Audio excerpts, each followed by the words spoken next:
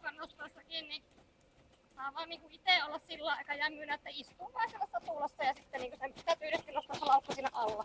Se ei saa lähteä siitä siteeltään niinku miljoonaa mihinkään suuntaan.